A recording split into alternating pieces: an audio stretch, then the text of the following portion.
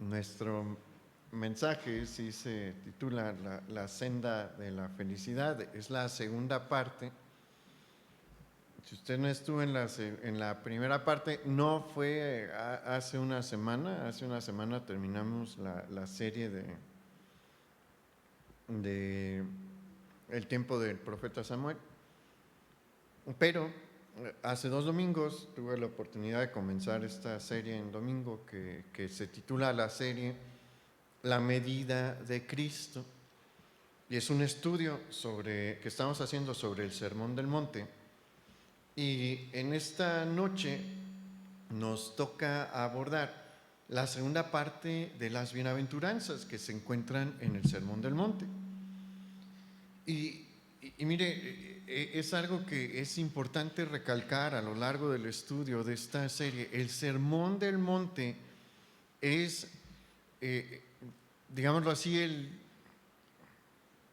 el discurso en el que el Señor Jesús estableció la conducta que Él espera de nosotros los creyentes. Y específicamente en la parte de las bienaventuranzas encontramos la conducta del creyente que atrae sobre su persona el bienestar y la bendición divina.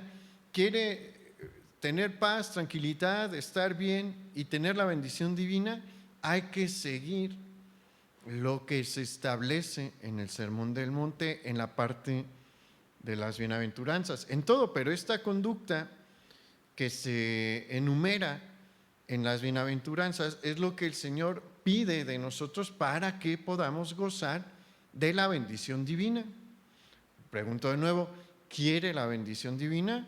Allí está la manera en la que la obtenemos. Bien,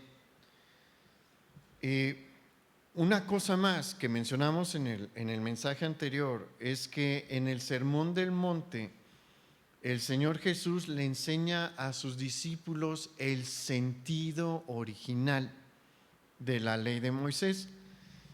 En términos legales, cuando yo estudiaba Derecho en la facultad, nos enseñaban que había que buscar el espíritu de la ley, es decir, el sentido con el cual se creó la ley, lo que se estaba buscando alcanzar a través de la ley. Bueno, el Señor Jesús está haciendo esto aquí en el Sermón del Monte. ¿Por qué? Porque al Israel de su tiempo se le olvidaron los principios fundamentales del sentido original de la ley de Moisés. Y el Señor Jesús quiere que sus discípulos retomen el espíritu original de la ley de Moisés. Y vamos entonces a continuar con la parte de las bienaventuranzas y vamos por favor a Mateo capítulo 5, versículo 6. Y en lo que usted lo busca, recapitulamos que una característica de las bienaventuranzas es que estas hacen énfasis en una conducta que es opuesta a lo que el mundo señala como necesario para alcanzar la felicidad y que también es opuesta a lo que el mundo admira. Y lo vamos a ver en esta sección claramente. Mateo capítulo 5, versículo 6, dice: bienaventurados los que tienen hambre y sed de justicia, porque ellos serán saciados. Y aquí hay algo que nosotros ocupamos aclarar, porque esta frase, los que tienen hambre y sed de justicia, generalmente es interpretada de una manera errónea.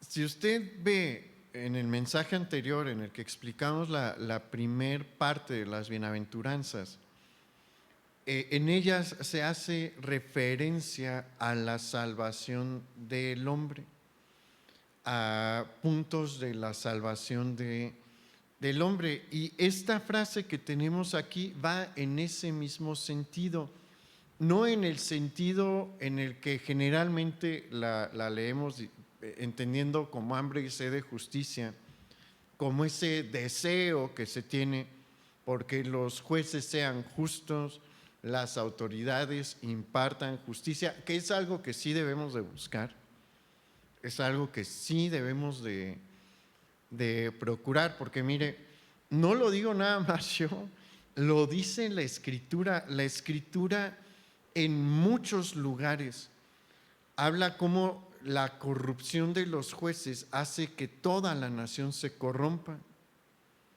Es un principio bíblico. La corrupción de los jueces hace que toda una nación sea corrupta. ¿Por qué? Porque ellos son los que imparten justicia.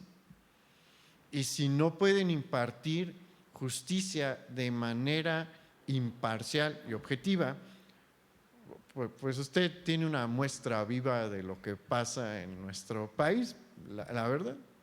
Somos un país con un alto nivel de corrupción. ¿Por qué? Porque nuestros jueces son corruptos y le abren la puerta a más personas corruptas para ahí hacer sus intercambios de favores, de dinero y demás. Entonces, sí, es importante que tengamos ese sentido de justicia, pero no es el sentido de justicia del que se está hablando aquí. Como mencionamos, no refiere esta frase, los que tienen hambre y sed de justicia, a la impartición de justicia general, sino que se está haciendo referencia a la búsqueda de la justicia de Dios por encima de la justicia propia.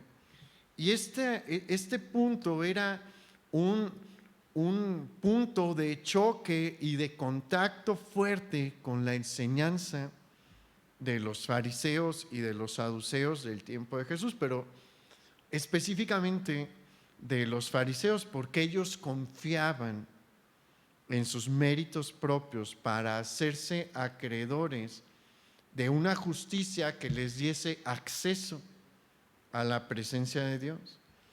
Sin embargo, las mismas escrituras del Antiguo Testamento dejaban ver que la justicia del hombre era completamente incapaz de alcanzar o de ser suficiente para tener acceso a la presencia de Dios. Por eso es que Jesús considera necesario dar este sermón, porque los líderes religiosos de Israel están enseñando algo que es opuesto a pasajes claros dentro del Antiguo Testamento. Cualquiera que leyese los textos de los profetas inmediatamente se daría cuenta con ciertos pasajes que la justicia del hombre no alcanza, que las buenas obras del hombre no son suficientes. Acompáñame a ver algunos de ellos, vamos a ver dos nada más, pero hay muchos más. Uno lo encontramos en el Salmo capítulo 14, versículos 2 y 3. Acompáñame ahí, por favor.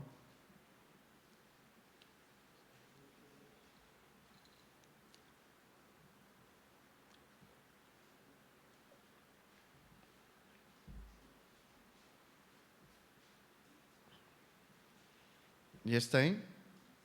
En Salmo capítulo 14, versículos 2 y 3, dice: Jehová miró desde los cielos sobre los hijos de los hombres para ver si había algún entendido que buscara a Dios. Y vea el resultado de su búsqueda, versículo 3. Todos se desviaron, a una se han corrompido. Y vea la segunda parte del versículo 3. No hay quien haga lo bueno, no hay ni siquiera uno. No hay un hombre o una mujer perfectos entre los mortales, entre la descendencia de Adán, entre los hijos de Adán, no ha habido ni habrá uno que tenga una justicia absoluta que garantice y permita la entrada a la presencia de Dios. Solo ha habido uno, pero era muy distinto a nosotros, porque Jesús era completamente hombre, pero también completamente Dios. Es por eso que él fue capaz de cumplir con toda la ley de Moisés. Pero entre toda la descendencia de Adán, que ha habitado, que habita y que ha de habitar la tierra, aquí nos dice que no hay ni siquiera uno que haga lo bueno. Esto no significa que no podamos hacer buenas obras. Lo que significa es que no tenemos una justicia perfecta para acercarnos y tener acceso a la presencia de Dios.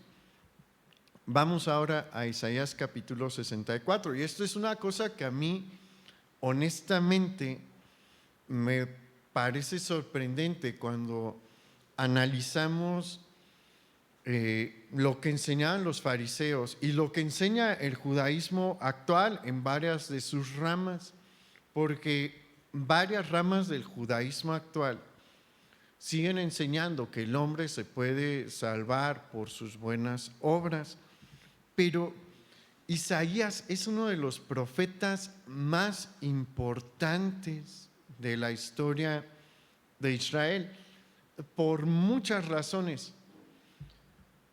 Es uno de los profetas que más habló sobre el Mesías en los dos sentidos, como el Cordero de Dios, porque ahí tenemos claras referencias en Isaías del Mesías como el Cordero de Dios, y también como el Mesías reinante. Hay una parte, en la parte final del libro de Isaías tenemos varias referencias sobre el fin de los tiempos que se necesitan entender para poder comprender mejor el Apocalipsis.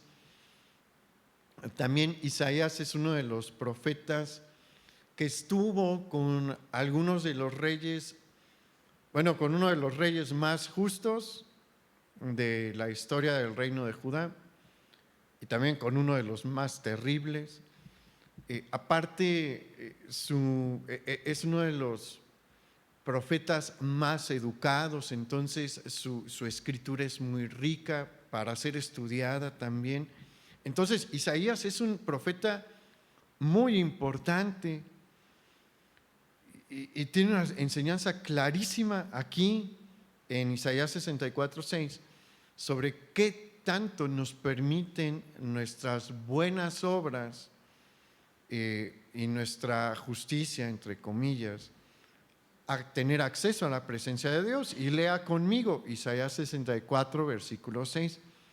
Si bien todos nosotros somos como suciedad, y todas nuestras justicias como trapo de inmundicia, y caímos todos nosotros como la hoja, y nuestras maldades nos llevaron como viento. Y aquí quiero ilustrarle algo. Esto de trapo de inmundicia refiere a una cosa. Este término, trapo de inmundicia, que está utilizando el profeta Isaías aquí, trae la idea de un trapo que se utiliza para limpiar el vómito de un perro o del ganado. ¿Qué nos está diciendo Isaías aquí? Que delante de Dios, para justificarnos, nuestras buenas obras, lo que nosotros contemplamos y consideramos como justicia, es como si le presentáramos un trapo que utilizamos para limpiar el vómito de un perro. ¿Usted cree que Dios va a aceptar eso como algo que nos permite entrar a su presencia? El Señor aquí nos está diciendo claramente sus buenas obras sin mi justicia son como esto, como un trapo de inmundicia. Por eso le digo que a mí me sorprende esta enseñanza que tenían los fariseos y que algunas ramas del judaísmo siguen manejando, porque el Antiguo Testamento es claro: nuestras buenas obras no alcanzan. Nuestras buenas obras no son suficientes para tener acceso a la presencia de Dios. Pero mire, aquí hay una cosa maravillosa, porque aquellos que tienen hambre y sed de justicia, es decir, aquellos que tienen hambre y sed por esa justicia que solamente Dios puede proveer para justificarnos y darnos acceso a su presencia, tenemos una promesa. ¿Qué prometió el Señor Jesús en esta bienaventuranza? Ellos serán saciados. ¿Por qué Jesús está dando esta promesa? Porque Él vino precisamente a esto. Él vino a llevar esa vida perfecta delante de Dios que permitía y que permite el sacrificio sustituto por nosotros, y de esta manera nosotros somos cubiertos con su justicia, y una vez que somos cubiertos con su justicia, el Padre nos dice: son hijos míos, pueden entrar a mi presencia. Es una bendición, ¿no? Por eso es una bienaventuranza, porque quien entiende esto sabe que la justicia de Jesús es suficiente para que entremos a la presencia del Padre Celestial. Ahora vamos al versículo 7, ahí mismo en Mateo capítulo 5.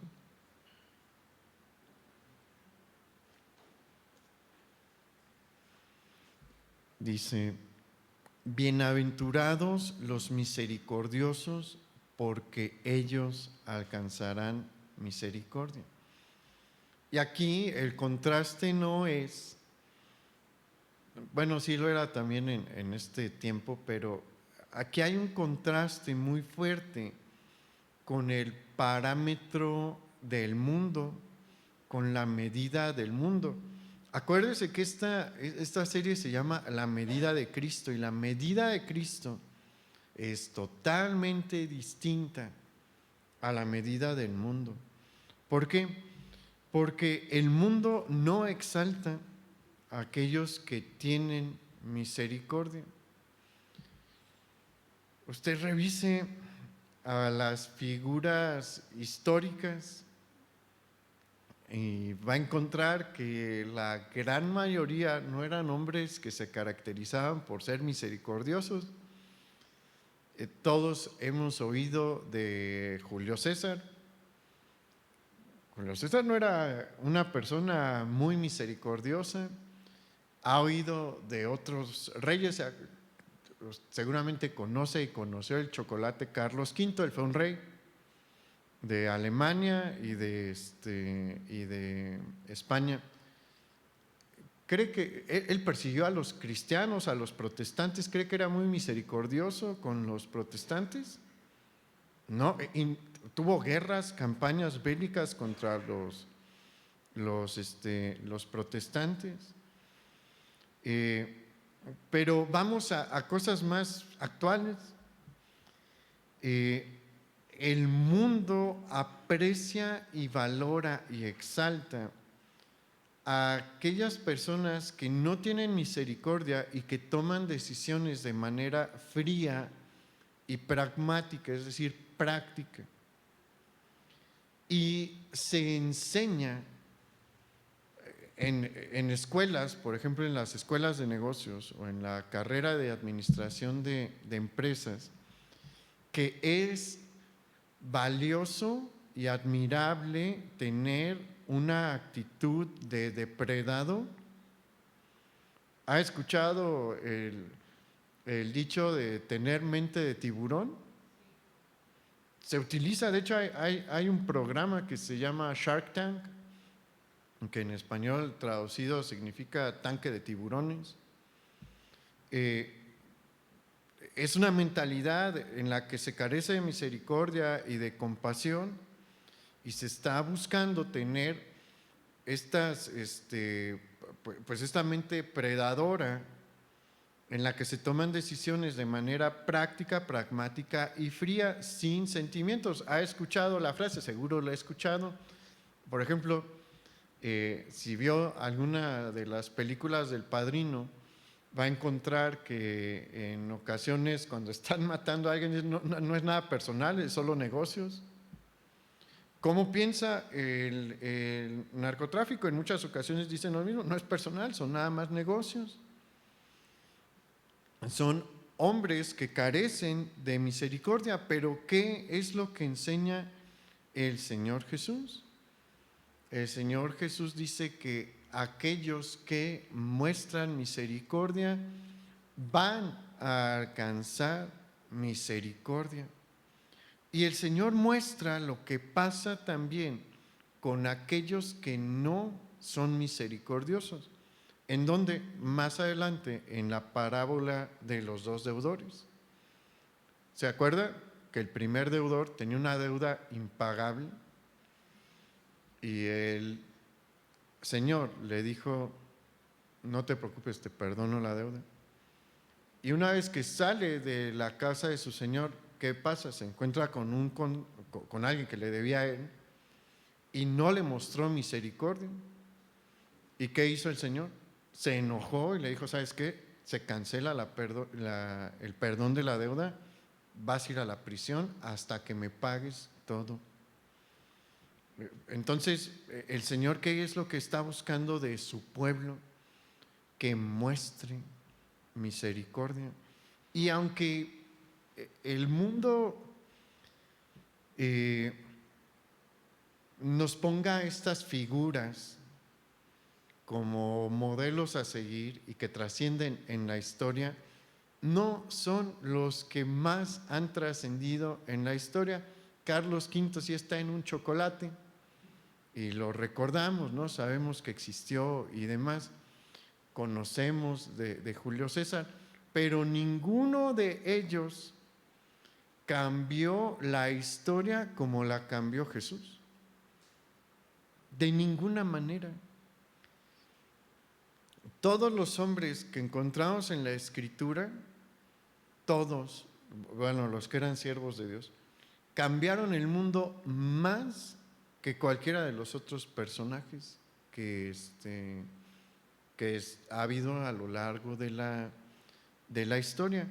¿Por qué? Porque lo que Dios quiere y lo que Dios busca de nosotros siempre será más alto y tendrá una consecuencia más grande que la que establece el mundo.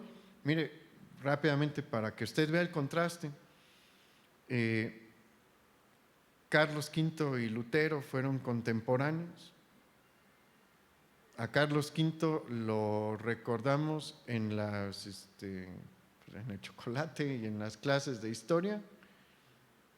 A los efectos de la obra que Dios hizo a través de Martín Lutero se siguen sintiendo hoy.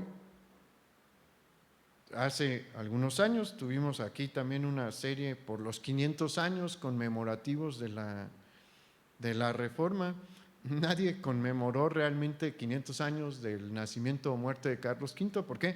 Porque la obra de Dios siempre es de más impacto que lo que el mundo aprecia y quiere. Bien, vamos a la siguiente bienaventuranza, versículo 8.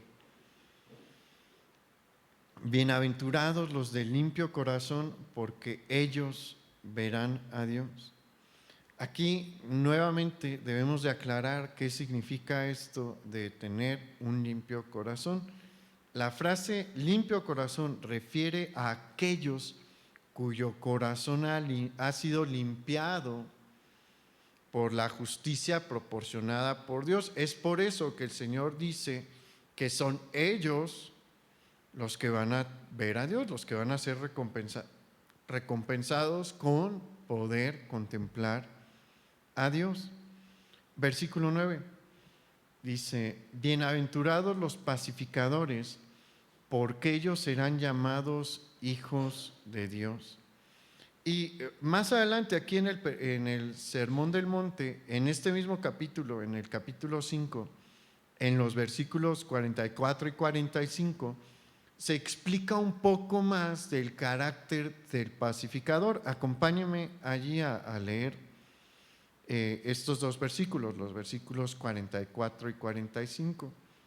Ahí el Señor Jesús dijo: pero yo os digo, amad a vuestros enemigos, bendecid a los que os maldicen, haced bien a los que os aborrecen y orad por los que os ultrajan y os persiguen, para que seáis hijos de vuestro Padre que está en los cielos, que hace salir su sol sobre malos y buenos y hace llover sobre justos e injustos. Y mire, la Escritura nos deja un ejemplo increíblemente preciso de la actitud y el corazón de un pacificador. Y nos lo da con el ejemplo de una mujer. ¿Qué mujer? Abigail, que fue esposa de Nabal y posteriormente fue esposa de David. Acompáñame a 1 Samuel capítulo 25, versículo 3.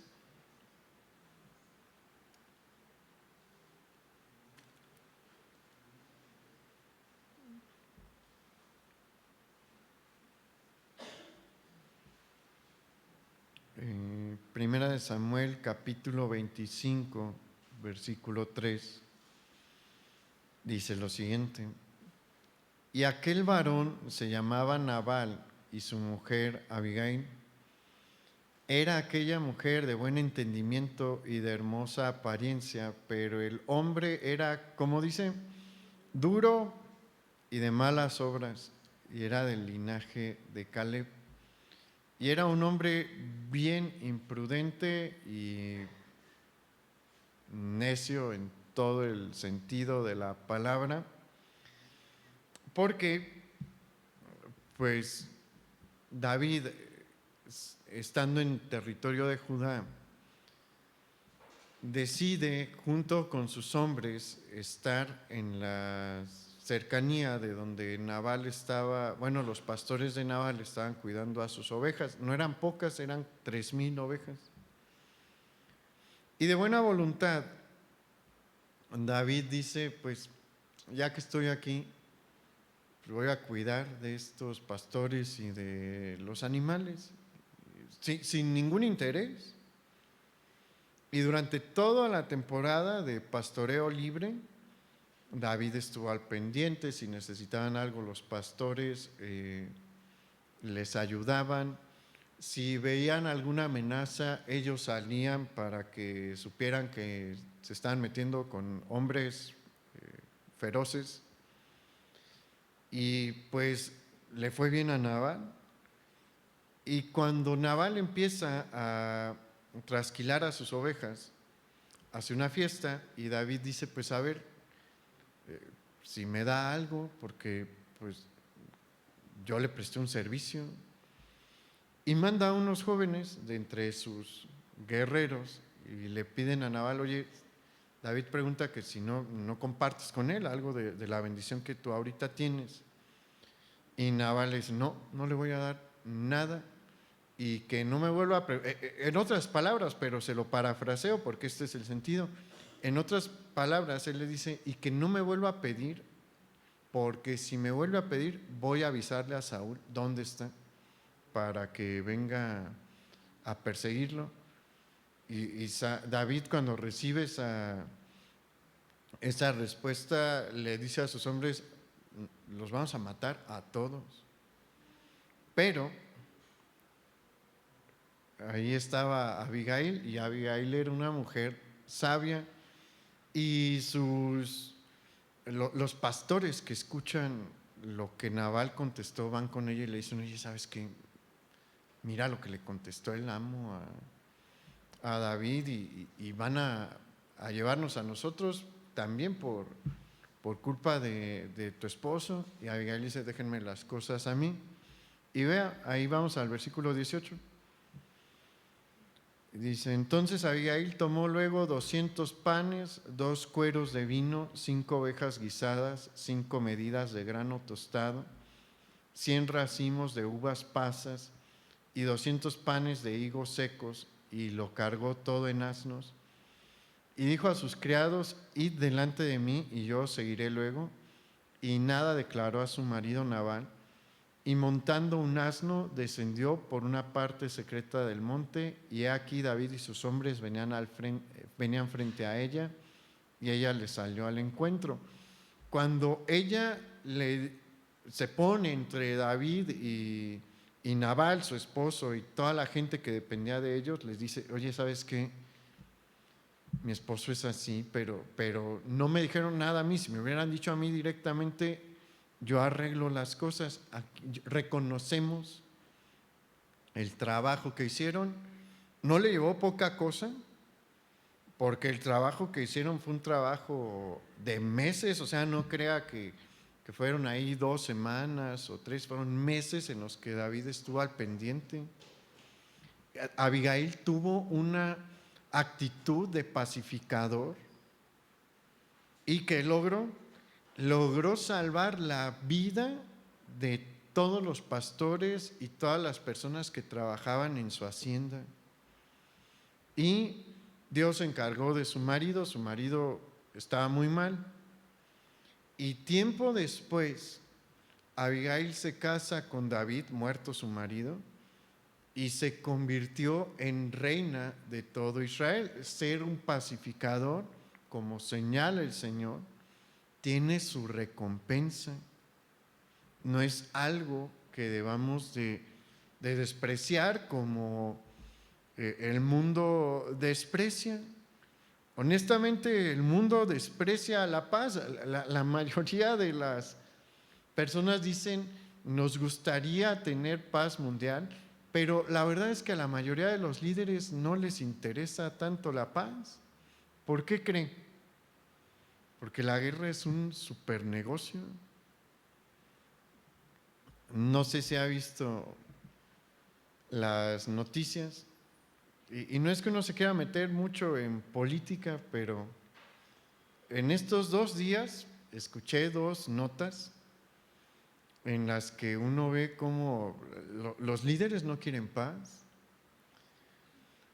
La primera que escuché fue el día de ayer.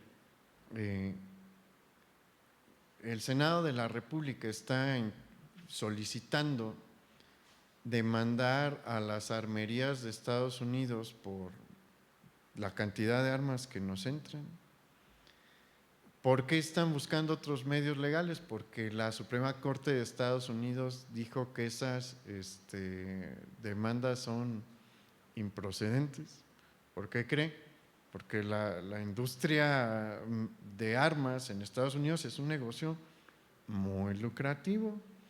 ¿Y dónde está la contradicción? ¿Se acuerda que hace algunos meses el presidente allá de Estados Unidos dijo que México tenía que hacer algo para frenar el descontrol que hay en cuanto a las armas? ¿Qué le dijeron las autoridades de aquí? Vamos a hacer nuestra parte, pero tú ciérrales la puerta a las armas, porque son tus armas con las que nos están disparando aquí. ¿Y qué hizo el gobierno de allá? Dijo, no, que nos sigan comprando armas, no hay problema. Es una contradicción. ¿Les interesa la paz? Honestamente no. Y la otra nota que escuché, esa fue el día de hoy, lo que dijo el ayatollah en Irán. Dijo, no vamos a estar en una guerra impuesta y no vamos a tener una paz impuesta. ¿Qué estaba diciendo con eso? A ver, de cómo nos toca, pero la guerra con Israel sigue, aunque le están metiendo una tunda impresionante. No nos dicen tanto en los medios de comunicación porque la mayoría son anti-Israel, pero Israel le está metiendo una a Irán fuertísima. Pero sus autoridades, ¿qué están diciendo? A mí no me importa, no quiero paz. Y son, bueno, los de Irán no son electos, pero la mayoría de los gobernantes son electos y les gusta el conflicto abierto o por debajo de la mesa. Pero Dios, ¿qué quiere de nosotros? ¿Que sigamos su ejemplo? No, Él quiere que seamos pacificadores. Bien, ahora acompáñame al versículo 10, ahí en Mateo capítulo 5.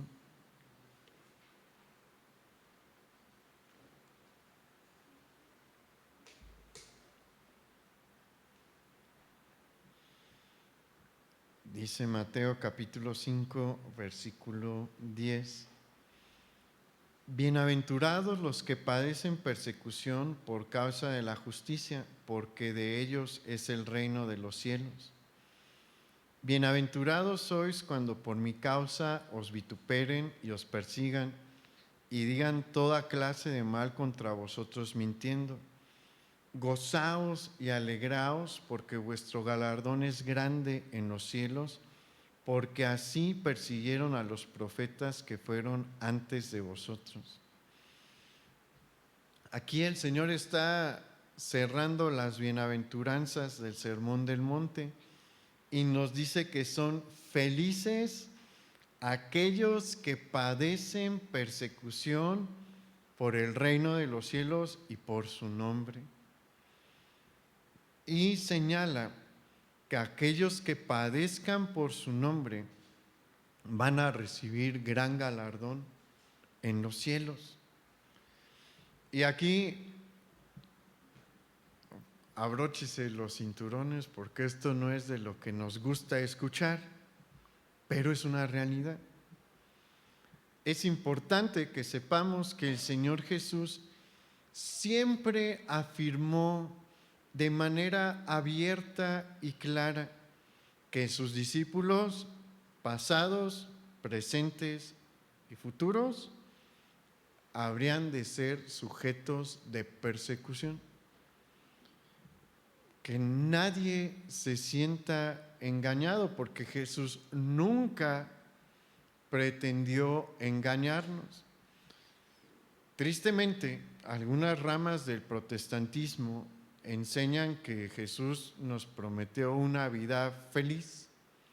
Y sí, las bienaventuranzas, pero a la vida feliz a la que ellos se refieren es una vida carente de problemas, carente de dificultades, llena de abundancia. Jesús jamás prometió eso. ¿Sabe qué sí prometió? Persecución. Y como que eso no nos gusta. No es un mensaje popular, honestamente no es un mensaje popular, pero está en el Sermón del Monte, que como hemos mencionado, es probablemente el sermón más importante del Señor Jesús. Pero aquí es claro, a alguien no le queda claro que aquí el Señor nos ha dicho que nos van a perseguir, que existe la probabilidad de persecución y la maneja en muchas modalidades. Porque a veces nada más pensamos en persecución sangrienta y cruel, que sí es una probabilidad, tampoco la descarten, pero también menciona que una persecución en la que hablan mal de nosotros, en la que mienten acerca de nosotros, están las dos. Antes de eso dice, por mi causa os vituperen y os persigan, y después dice, y digan toda clase de mal contra vosotros mintiendo. Se contemplan las dos. Y mire, en Hechos capítulo 1, versículo 8, cuando el Señor dijo, me seréis testigos, la palabra testigos que se utiliza ahí significa mártires. El Señor se podría traducir, me seréis mis mártires. Y esto ha sido una realidad a lo largo de la historia del cristianismo. Pero mire, la persecución de los cristianos tiene una peculiaridad que no se presenta en ningún otro tipo de grupos perseguidos, porque a lo largo de la historia de la humanidad, muchos grupos han sido perseguidos. ¿Se acuerda los judíos en la Segunda Guerra Mundial, en el Holocausto de Hitler? Fue un grupo perseguido.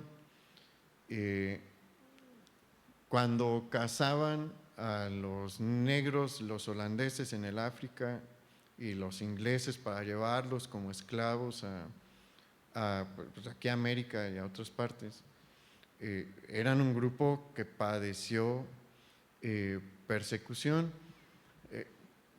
Ha habido una enorme cantidad de minorías a lo largo de la historia de la humanidad que han sido perseguidos, pero sus persecuciones son muy distintas a las persecuciones de los cristianos. ¿Por qué? Porque vamos a encontrar que efectivamente los cristianos que sufren el martirio, los verdaderos cristianos que sufren el martirio, en el momento del martirio manifiestan esta felicidad divina en la circunstancia más difícil a la que el hombre se puede someter. Porque le aseguro que no era nada divertido ser perseguido por Roma.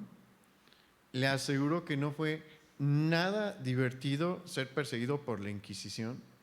Le aseguro que no es nada divertido ser cristiano y ser perseguido en Kenia o en Sudán. Le aseguro que no es nada divertido ser cristiano perseguido ahorita en Afganistán. No hay nada de diversión ahí, no hay nada de divertido, ahorita lo vamos a ver, al ser cristiano perseguido en China. Pero todos los verdaderos creyentes que están padeciendo esta circunstancia tan difícil manifiestan esta felicidad divina. Esa es una de las características que no vamos a encontrar en los demás grupos perseguidos que ha habido en la historia de la humanidad. Y otra cosa que vamos a encontrar es que los verdaderos creyentes cristianos, al momento de ser perseguidos, no abandonan su fe ni dejan de predicarla, a pesar de que el hacer esto pudiese salvar su vida, porque efectivamente podía salvar su vida. En el tiempo de la prohibición en Roma, si usted estudia un poquito sobre los parámetros de la persecución romana, va a encontrar que, bueno, dependiendo del emperador, ¿no?, que estuviera en la persecución, pero había unos que eran más tranquilos y decían: miren, si capturan un cristiano, lo llevan al tribunal, le dan una última oportunidad y le dicen: sacrifica a cualquiera de los ídolos que tenemos aquí y te vas a tu casa.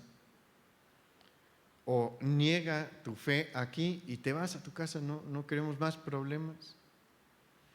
A todos les daban la oportunidad en el calabozo de decir: si niegas tu fe, sales del calabozo y ya se acabó. Pero ¿qué hacían los cristianos? No negaban al Señor, mantenían su fe, seguían predicando y les costaba la vida.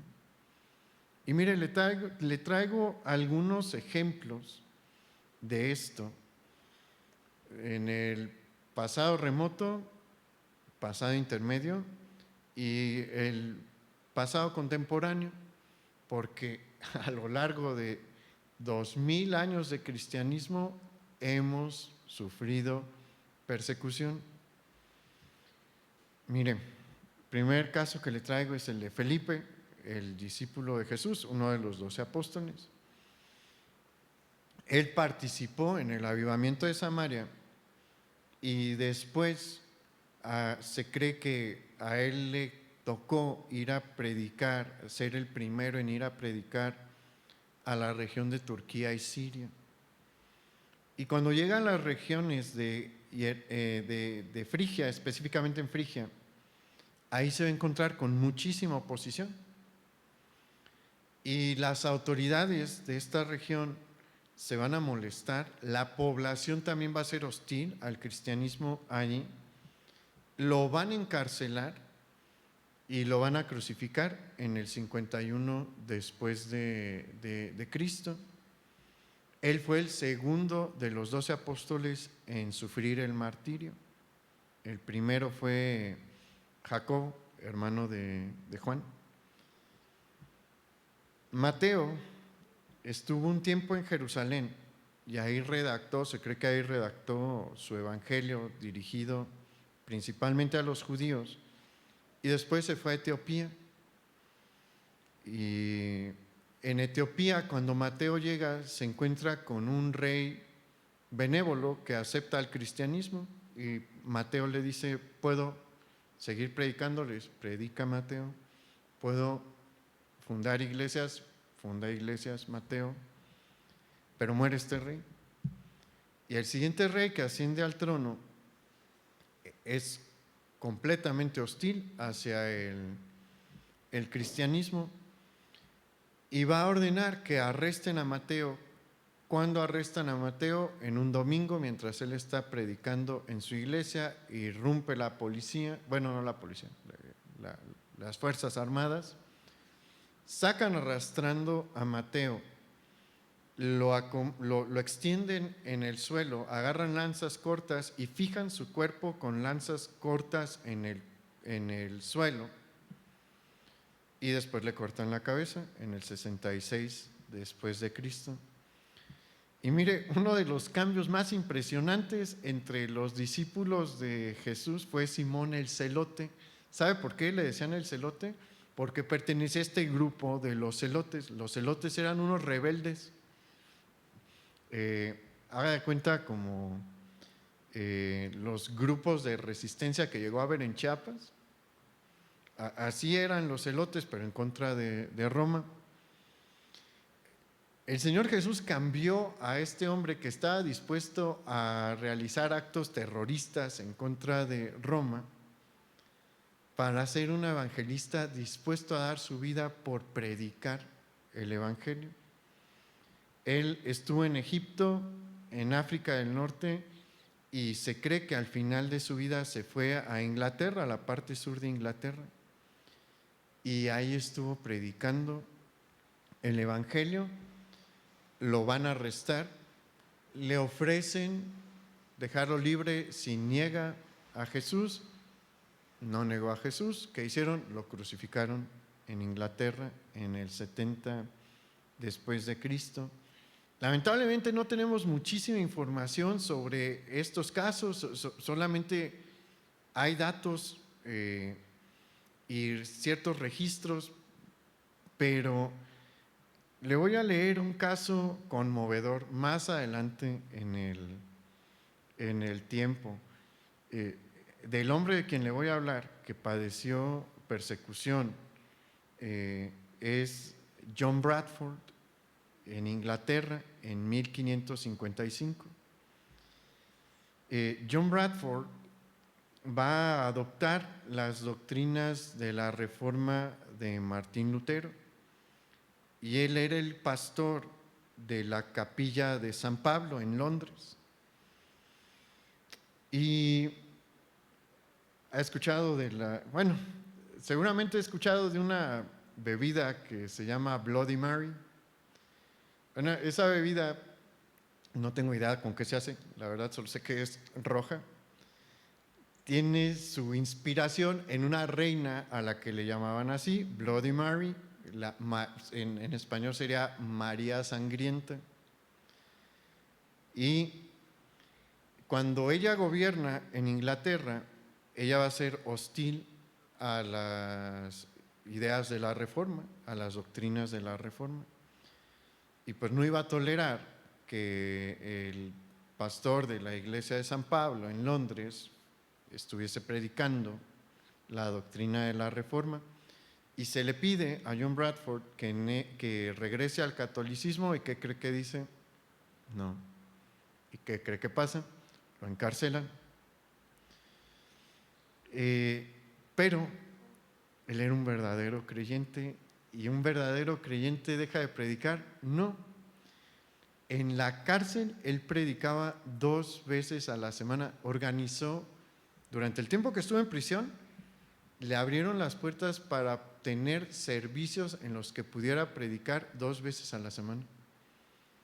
Le predicaba a los ladrones y a los malhechores que estaban en la prisión para que se convirtiesen.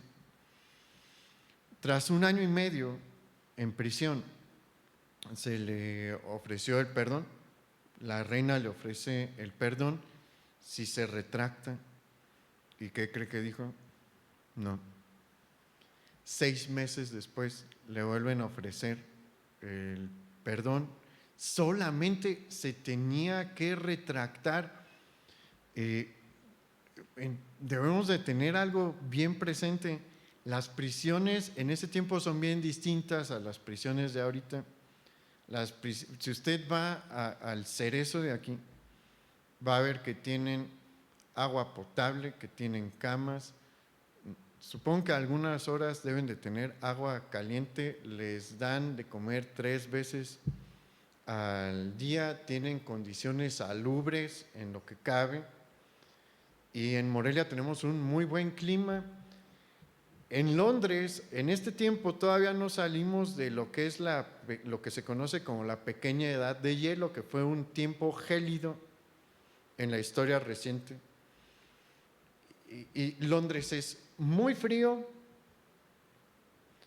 en el invierno es gélido, no hay agua potable, el drenaje no está en las mejores condiciones, hay muchas enfermedades, gente adquiere enfermedades en la piel por la humedad que hay en la prisión. Está en una condición fea John Bradford y le dicen: sales de aquí si niegas al Señor, si niegas tus creencias.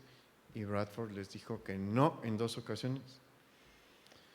Entonces se empiezan a escuchar rumores de que le van a dar la pena de muerte, y sus amigos se le acercaron a John Bradford y le dijeron literalmente: John, debes de hacer algo para pedir más tiempo.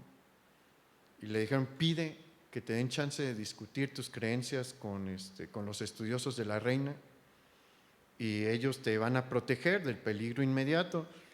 Ya había conflictos por el trono, entonces si se extendió un poquito más en el tiempo, probablemente quitaban, como quitaron a Bloody Mary, y se estableció en el trono Isabel I,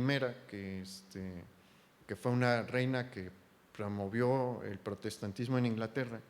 Le decían: pide una discusión y así ganamos tiempo y tal vez salvas tu vida. Y vea lo que le contestó John Bradford a sus amigos. Les dijo: si hago tal cosa, el pueblo pensará que he comenzado a dudar de la doctrina que confieso. Yo no puedo negar, no puedo abrir la puerta para que crean que estoy dudando de mi fe. Y al poco tiempo le emiten la sentencia de muerte y lo condenan a morir en la hoguera. Eso significa que lo iban a quemar vivo.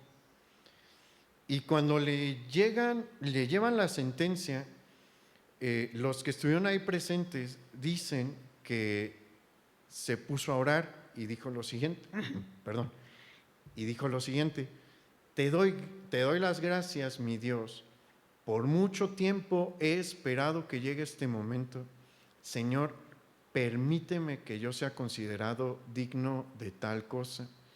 Por eso le digo que la situación es completamente distinta a los demás grupos perseguidos. La noche anterior de la ejecución programada para John Bradford, una multitud de creyentes se entera y se acercan a la prisión para intentar despedirse de John Bradford. Y a la mañana siguiente, pues cuando los llevan al lugar donde lo iban a quemar vivo, ya hay una multitud esperando no para burlarse, sino para acompañarlo en este momento. Y resulta que hay otro cristiano allí que se llama John Leaf. Él era un jovencito, que igual que John Bradford se niega a negar su fe. John Bradford era un hombre adulto maduro, John Leaf era un adolescente, pero mire, por eso la fe en el Señor se manifiesta de muy viejos, de adultos en su madurez, en su mejor tiempo, jóvenes y adolescentes y niños también. Y fíjese qué corazón tenía este hombre. Él pide que le den la oportunidad, de dirigirse a la multitud antes de que lo quemen vivo. Y le voy a leer lo que se registró que él le dijo a la multitud que lo estaba viendo ahí a unos momentos de la hoguera. Él levanta su voz y dice: Inglaterra, arrepiéntete de tus pecados, huyan de la idolatría, huyan de los falsos maestros, cuídense de no ser engañados por ellos. ¿Qué pasa después? Lo llevan al poste, lo amarran a este joven John Leaf a su lado, bueno, en otra columna, ¿no? Y voltea, antes de que les prendan fuego, porque, acomodan la leña alrededor de ellos, ponen algo de hojas y de heno seco para que prenda el fuego. Antes de que pongan la antorcha allí, le dice a este joven: recibe consuelo, hermano, porque esta misma noche disfrutaremos de una alegre cena con el Señor. Después dejan caer la antorcha y en unos momentos después son consumidos los dos por las llamas. Sí ve lo que el Señor estaba diciendo es una realidad. ¿Cómo es que se logra eso? Por la obra del Espíritu Santo. Yo no entiendo otra forma en la que esto pueda suceder, pero ¿qué debemos de buscar? Bueno, tener esta comunión con el Señor para que si llegue el caso en el que debemos de ser sometidos a este tipo de prueba, podamos reaccionar como estos hombres. Porque no es sencillo, uno pensaría, bueno, ¿cómo fue que aguantaron? Porque la propuesta estaba ahí. Le aseguro que si están en la hoguera, dice, regreso al catolicismo, y le avisan a la reina y dicen, déjenlo. ¿Por qué? Porque lo que ella quería era ver que podía doblar a los creyentes. Pero el Espíritu Santo hace una obra en el creyente que lo lleva a hacer esto y estar contento, porque no vemos a John Bradford bañado en lágrimas porque lo van a quemar vivo. Está levantando un clamor de dolor. ¿Por qué? Por el pecado en el que está sumergida su nación. Y para terminar, le voy a contar la historia de Gaofeng en China. Muchos admiran a China. No hay nada que admirar allí. Esto pasó alrededor de 1997. Este hombre, Gaofeng, era un obrero de 30 años que trabajaba en la fábrica de Chrysler y Jeep en Beijing. Él era cristiano y se congregaba en una iglesia que no tenía el registro del gobierno del Partido Comunista.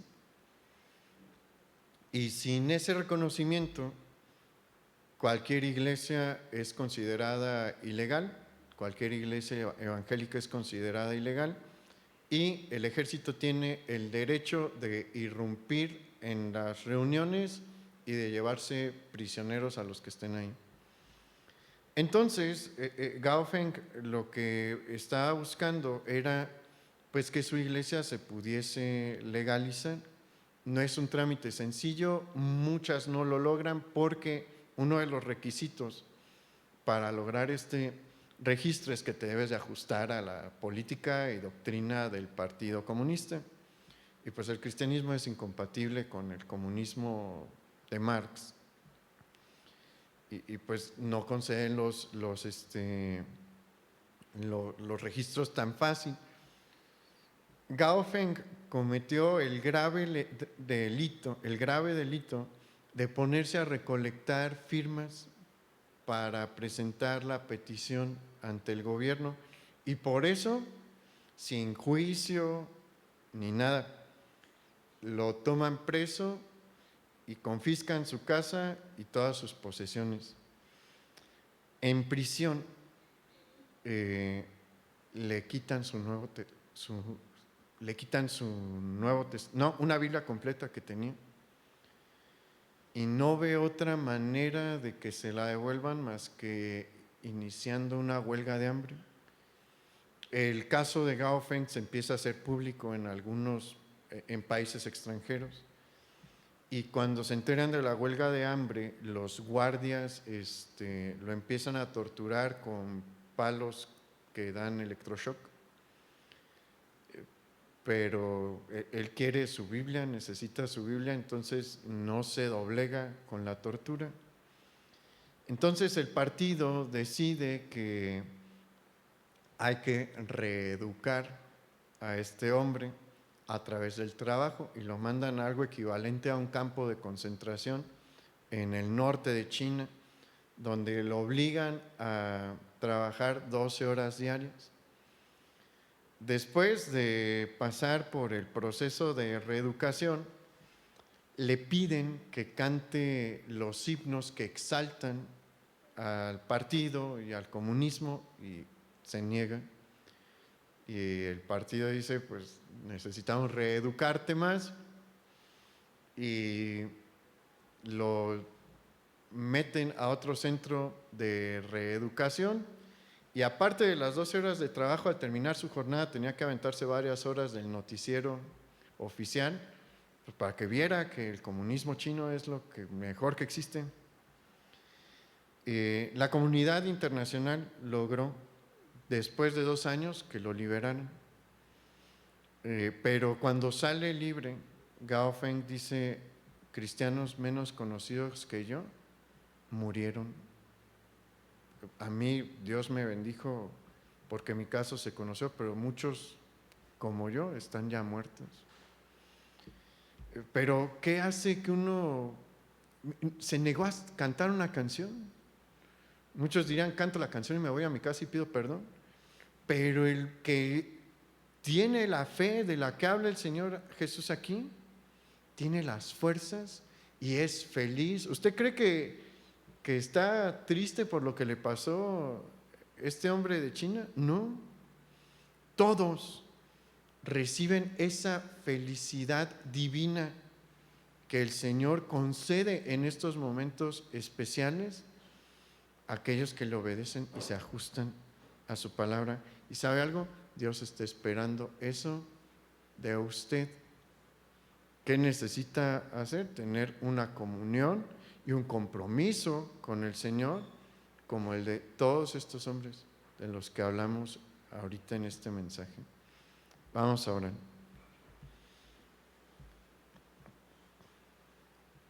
Padre, te damos muchas gracias porque tú nos estás mostrando el camino de la verdadera felicidad. No esa felicidad que el mundo nos vende en los videos musicales o en los comerciales o en sus programas, sino una verdadera felicidad que nos permite estar contentos, incluso en momentos tan difíciles en los que está en riesgo la vida. Señor, queremos ser así. Queremos ser tus discípulos con todo nuestro corazón, con toda nuestra alma. Ayúdanos, Señor, a dejar de ser engañados, distraídos y cautivados por aquellas cosas que el mundo muestra como señales del éxito y carácter del éxito, porque ninguno de los modelos que nos muestra el mundo en verdad es exitoso, pero todos aquellos que se ajustan a tu voluntad y que te siguen fielmente son bienaventurados, tienen la bendición divina y por eso son verdaderamente felices. Nosotros queremos ser verdaderamente felices. Hoy nos ponemos en tus manos. Te pedimos que nos ayudes, Señor, a ser dignos de estar en condiciones, si así es tu voluntad, como la de John Bradford, o la de Gaufeng, o la de Mateo, o la de Felipe, o la de Simón el Celote. Hoy nos ponemos delante de ti, Padre, en el nombre de nuestro Señor Jesús. Amén. Pues el Señor le bendiga, hermano, y nos vemos aquí el viernes en las distintas reuniones. Y los varones, recuerden, hay que estar aquí 4:30, si no mal recuerdo, entonces para que lo tenga contemplado. El Señor le bendiga.